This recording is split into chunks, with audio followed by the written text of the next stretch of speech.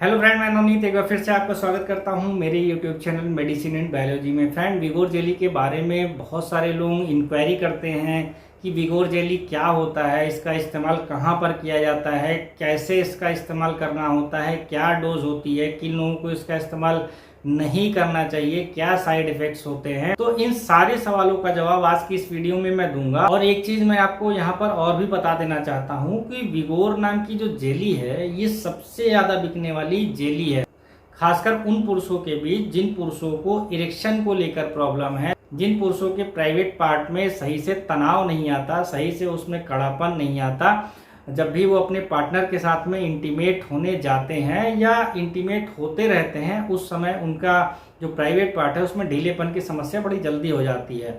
तो इस तरह की समस्या जिन पुरुषों को होती है वो लोग विगोर नाम की जो जेली आती है उसका इस्तेमाल कर सकते हैं। विगोर जेली बहुत ही ज़्यादा फेमस है, बहुत सारे लोग इसका इस्तेमाल करते हैं और ये अलग अलग फ्लेवर्स में भी अवेलेबल है।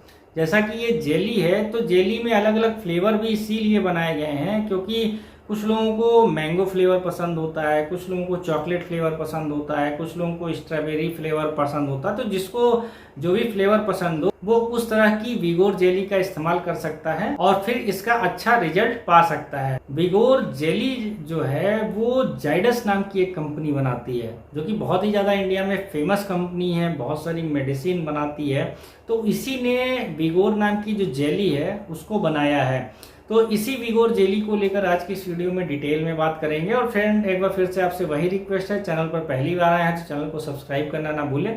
वीडियो अगर आपको पसंद आती है, यूजफुल लगती है तो आप इसको अपने फ्रेंड के साथ भी शेयर कर सकते हैं। चलिए शुरू करते हैं।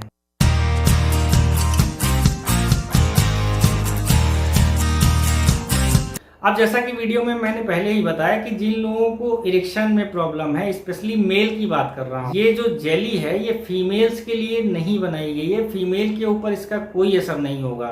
तो जिन पुरुषों को इरेक्शन को लेकर प्रॉब्लम है वो लोग इसका इस्तेमाल कर सकते हैं। जिनको टाइमिंग को लेकर प्रॉब्लम है वो अगर इस जेली का इस्तेमाल करेंगे तो उनके ऊपर इसका कोई खास असर नहीं होगा।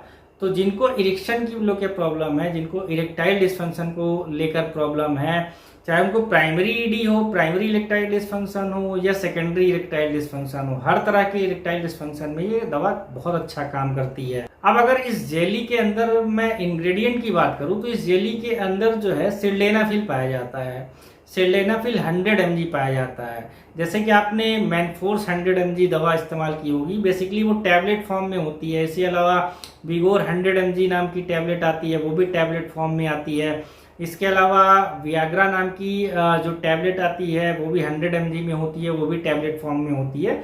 तो इसको जेली फॉर्म में बनाया गया है। बिल्कुल सेम चीज, खाने का तरीका same, side effect same, contradiction same, सब कुछ सेम है, केवल ये जेली फॉर्म में बनाया गया है क्योंकि बहुत सारे लोग टैबलेट फॉर्म को इस्तेमाल करने में उनको प्रॉब्लम होती है, तो जेली वो आसानी से ले सकते हैं। तो कंपनी ने इसको जेली फॉर्म में बनाया है। अब इस दवा के अंदर जैसे मैंने बताया सिल्डेनाफिल काम कैसे करता है, तो सिल्डेनाफिल जो होता है वो PDE5 इन्हिबिटर्स कैटेगरी की मेडिसिन होती है, यानी फास्फोडाइस्ट्रेज इन्हिबिटर्स कैटेगरी की मेडिसिन होती है।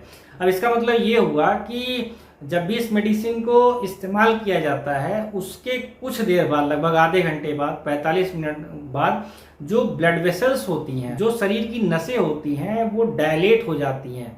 यानी कि नॉर्मल जितनी भी उसकी चौड़ाई थी उससे ज़्यादा वो चौड़ी होती है, वैसोडाइलेशन होता है। और जब ज़्यादा नसें चौड़ी हो जाएंगी नॉर्मल से तो ब्लड का फ्लो नसों में ज़्यादा हो जाएगा। ब्लड का फ्लो शरीर के हर हिस्से में बढ़ता है, लेकिन जो स्पेशली प्राइवेट पार्ट होते हैं वहां पर भी ब्लड का फ्लो बढ़ता है। तो ब्लड का फ्लो जब प्राइवेट पार्ट में बढ़ता है तो उससे इरेक्शन अच्छा आता है। जो प्राइवेट पार्ट है उसमें ढीलेपन की समस्या नहीं होती, तो सेक्स के पहले और सेक्स के दौरान बहुत अच्छा इरेक्शन आता है, बहुत अच्छा इसका रिजल्ट आता है। अब इसका इस्तेमाल कैसे किया जाता है ये भी जानना बहुत ज़्यादा जरूरी है। साइड इफेक्ट्स क्या होते हैं इसको तो जरूर से जरूर सुनिए, या किन लोगों को इसका इस्तेमाल नहीं करना चाहिए ये भी आपको जानना बहुत जरूरी है, नहीं तो इसका नुकसान भी आपको बहुत ज़्यादा हो सकता है। तो सबसे पहले इसको इस्तेमाल कैसे करना है, तो ये जेली में होता है, 5 ग्राम का सैचे होता है। तो इसका इस्तेमाल जब भी आप परफॉर्म करने जाएं, अपने पार्टनर के साथ में इंटीमेट होने जा रहे हैं, उसके आधे घंटे पहले आप इसको जेली की तरह खा लीजिए या फिर आप इसको पानी के साथ में निगल लीजिए। दोनों तरीके से आप इसका इस्तेमाल कर सकते हैं। आधे घंटे बाद इसका असर आना शुरू होगा, कुछ लोगों के ऊपर इसका असर 45 मिनट बाद शुरू होगा, कुछ लोगों के ऊपर 1 घंटे बाद भी हो सकता है। डिपेंड करता है कि आपकी बॉडी का मेटाबॉलिज्म कैसे काम कर रहा है। जिनका मेटाबॉलिज्म बहुत अच्छा है उनके ऊपर जल्दी असर आ जाएगा।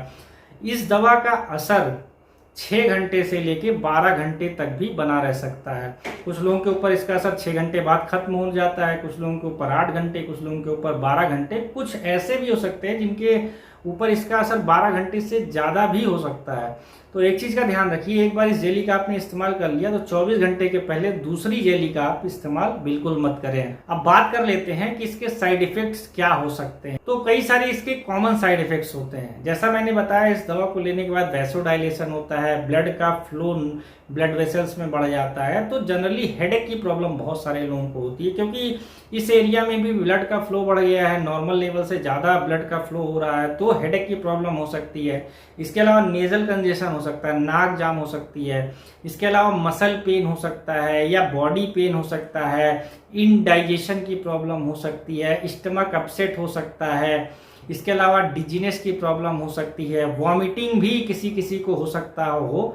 तो ये जो सारी प्रॉब्लम मैं बता रहा हूँ ये कॉमन प्रॉब्लम है। दवा का असर जैसे जैसे खत्म हुआ ये सारी समस्या धीरे धीरे खत्म हो जाएगी। 2 चीज़ों का आपको ध्यान रखना है। अगर स्पेशली आप लो बीपी से परेशान रहते हैं, आपको लो बीपी लो ब्लड प्रेशर का प्रॉब्लम है, तो आप इस दवा को तब तक ना लें जब तक कि आपको ये कंफर्म ना हो आपका जो ब्लड प्रेशर है वो नॉर्मल है। नहीं तो होगा क्या कि आपका बीपी पहले से ही लो है, आपने इस दवा को लिया, वैसोडाइलेशन हुआ, बीपी उससे और ज़्यादा लो हो गया, हाइपोटेंशन की प्रॉब्लम हो सकती है, आप चक्कर खा के गिर सकते हैं, बेहोश हो सकते हैं। तो स्पेशली लो बीपी वाले इस चीज़ का ध्यान रखें। दूसरा, अगर इस दवा को लेने के बाद आपको ब्लड विजन की प्रॉब्लम हो रही है, आपको धुंधला धुंधला दिखाई दे रहा है, नीला दिखाई दे रहा है और ऐसा 2-3 बार हो चुका है, तो आपको भूलकर भी इस जेली का इस्तेमाल नहीं करना है, नहीं तो आपकी परमानेंट आके जा सकती है। अब एक चीज़ और ध्यान देते हैं कि किन लोगों को इसका इस्तेमाल नहीं करना चाहिए। जिनको हार्ट की पहले से ही प्रॉब्लम है, कभी कभी एंजाइना का पेन आया हो, चेस्ट पेन हुआ हो, उसकी दवाएं चल रही हो, स्पेशली जिन लोगों को नाइट्रेट्स वाली मेडिसिन चल रही हो, वो लोग बिना डॉक्टर की सलाह के इसका इस्तेमाल ना करें। इसके अलावा बहुत सारे लोग ऐसे होते हैं जिनको लीवर किडनी से रिलेटेड दवाएं चलती रहती है, उनको लीवर किडनी की प्रॉब्लम होती है, वो लोग भी बिना डॉक्टर की सलाह के इसका इस्तेमाल ना करें। औरतों के लिए नहीं बनाया गया है, इसलिए लेडीज़ पर इसका इस्तेमाल ना करें, क्योंकि कोई असर नहीं होगा, कहीं ना कहीं उनके ऊपर भी साइड इफेक्ट ही होगा। ये स्पेशली मेल के लिए बनाया गया है, तो मेल ही इस जेली का इस्तेमाल करें। तो विगोर जेली को लेकर कुछ और अगर सवाल आपके मन में चल रहे हो तो आप मेरे कमेंट बॉक्स में कमेंट करके मुझसे पूछ सकते हैं। आपका बहुत बहुत धन्यवाद।